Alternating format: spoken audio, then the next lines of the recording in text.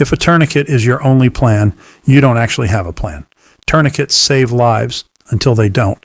I've seen people bleed out with a tourniquet sitting useless in their kit because the wound was in the one place a tourniquet can't touch. Groin, armpit, deep hip wounds, that space where the limb meets the torso. When bleeding is coming from one of those places, the clock does not slow down, and holding the wrong tool does nothing. That's where wound packing becomes the difference between we got lucky and we lost them.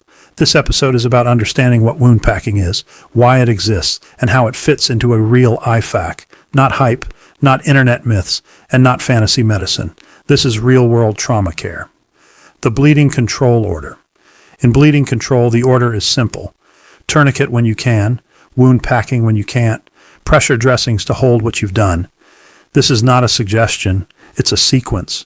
If you skip steps or confuse the order, bleeding control fails, not because you didn't care, but because the system broke down.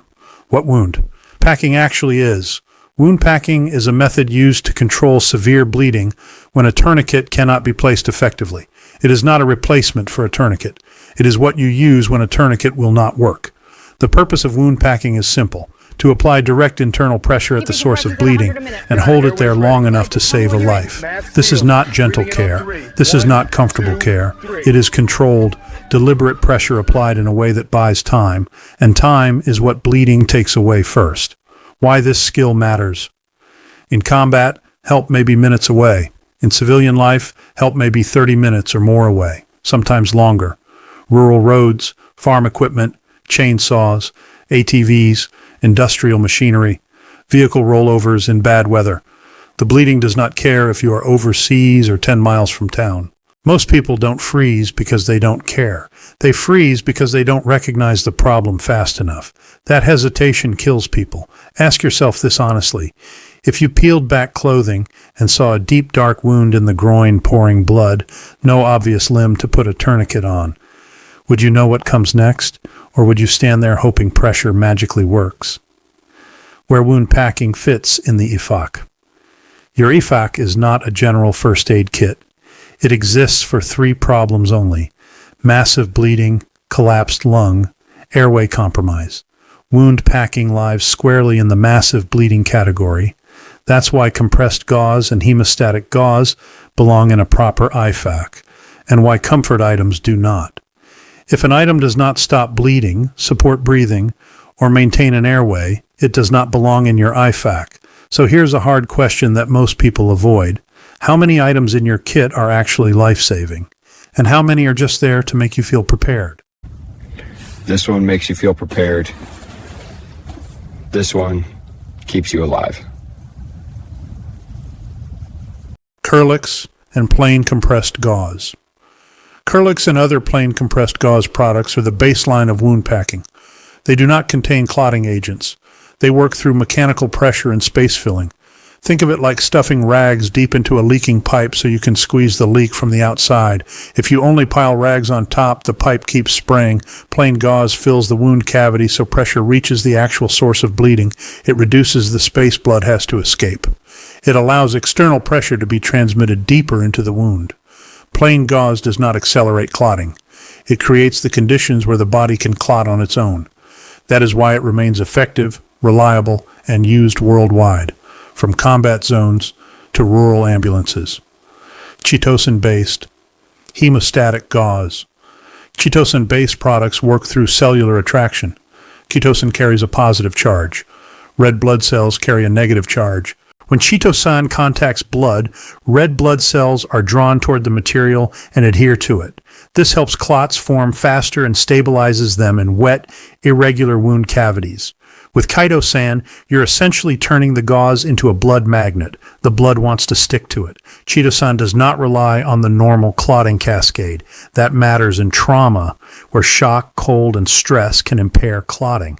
But chemistry does not replace fundamentals. Chitosan still requires depth, firm pressure, and time. Chitosan supports bleeding control. It does not replace technique. Kaolin-based hemostatic gauze. Kaolin-based products work by activating the body's clotting cascade. Kaolin is a mineral that triggers clotting factor activation, causing blood to clot faster at the site of contact. Unlike chitosan, kaolin does not adhere to tissue. It does not swell to block bleeding. It requires direct contact with the bleeding source. With kaolin, you're pouring fuel on the body's own clotting system. But if you don't get it onto the actual leak, you're just wasting expensive dust. Kaolin amplifies the body's natural response. Without correct placement and sustained pressure, its effect is limited. Why material choice does not replace training. It's tempting to believe better materials compensate for limited skill. They do not. Under stress, fine motor skills disappear. Tunnel vision sets in. Time perception distorts. People stop packing too early. Pressure gets released too soon. Most failures happen because pressure is released early, not because the material failed. No material fixes hesitation. No material fixes shallow placement. No material fixes poor pressure control. Training matters more than brand names. Anticoagulants and wound packing. There is one factor that changes how bleeding behaves, and many people watching this need to understand it. Anticoagulants. Blood thinners don't make wounds more dramatic. They make bleeding harder to stop. Bleeding normally stops when vessels constrict, platelets stick together, and the clotting cascade stabilizes a clot. Anticoagulants interfere with one or more of those steps. That does not make bleeding control useless. Tourniquets still work. Wound packing still works. Pressure still works. What changes is time and patience. In people taking anticoagulants, clots take longer to stabilize and are easier to disrupt. Releasing pressure too early increases the risk of rebleeding. Kaolin relies on the clotting cascade, so its effect may be reduced. Chitosan does not rely on the cascade in the same way, and may perform more consistently. Plain gauze and Celox remain reliable because they work through pressure and space filling. But none of these materials overcome poor technique. On anticoagulants, pressure matters more. Depth matters more. Time matters more. Anticoagulants slow clot formation. They do not defeat pressure. This is Lady Prepper, working with Suburban Prepper. Let's talk about the difference between chitosan and kaolin for bleeding control. These two packets look different, chitosan, kaolin, but they both claim to stop the bleed. Here's the truth neither label tells you. Neither one is magic.